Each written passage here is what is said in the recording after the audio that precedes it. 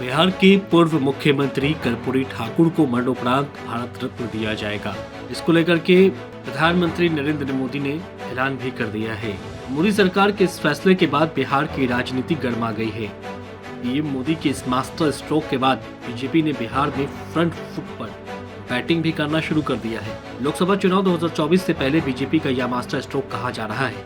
BJP ने बिहार के अति पिछड़ों के वोट बैंक को साधने के लिए ये बड़ा ऐलान किया है। कर्पूरी ठाकुर समाजवादी राजनीति के बड़े नेता रहे हैं। आरजेडी सुप्रीमो लालू प्रसाद यादव और नीतीश कुमार कुछ हद तक ठाकुर के विरासत को आगे बढ़ाए भी हैं, लेकिन बीजेपी के शासनकाल में कर्पूरी ठाकुर को भारत रत्न मिलना कई मायनों में खास है। बिहार में ओबीसी और अति पिछड़ों के वोट बैंक में बड़ा बदलाव होने जा रहा है। कर्पूरी ठाकुर को भारत रत्न देने के ऐलान के बाद बिहार की राजनीति में बड़ा बदलाव भी आ जाएगा। बिहार में ओबीसी की राजनीति पर अब अति पिछड़ों की राजनीति भारी पड़ सकती है। बिहार में तकरीबन 36% आबादी अति पिछड़ों की है। कर्पूरी ठाकुर जिस जाति से आते हैं वह जाति बिहार में अति पिछड़ों में आता है। कर्पूरी ठाकुर नाई जाति से आते हैं। इस जाति की आज भी बिहार में सामाजिक और आर्थिक दशा पिछड़ी जातियों के मुकाबले कमजोर है। राज्य में अति पिछड़ों की आबादी 36% के आसपास है। हाल ही में जातीय जनगणना में कर्पूरी ठाकुर जिस जाति से आते हैं उस जाति की भागीदारी 1.59% के आसपास है। यह जाति अति पिछड़ों में आती है और बिहार में नाई के साथ साथ लोहार, कुम्हार, बढ़ई, कहार, सुनार समेत 114 जातियां इसमें शामिल हैं।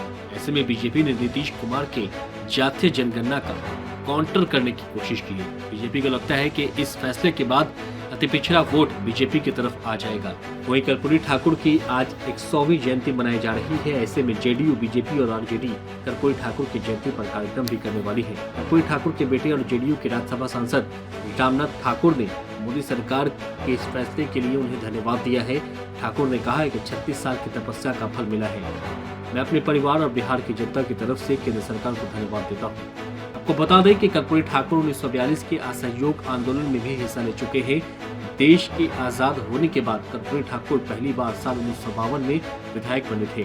कर्पूरी ठाकुर 1970 में पहली बार राज्य के मुख्यमंत्री बने। ठाकुर का मुख्यमंत्री का पहला कार्यकाल महज 163 दिन का था, लेकिन साल 1977 में जनता पार्टी की सरकार में कर्पूरी ठाकुर दूसरी बार बिहार के मुख्यमंत्री बने। कर्पूरी ठाकुर के दूसरे कार्यकाल में भी उनका पूरा नहीं हो सका। बिहार में कर्पूरी ठाकुर को जन नायक कहकर पुकारा जाता है। साल 1988 में कर्पूरी ठाकुर का निधन हो गया था, लेकिन इतने साल के बाद भी वो बिहार के पिछड़े और अति पिछड़े मतदाताओं के बीच काफी लोकप्रिय रहे।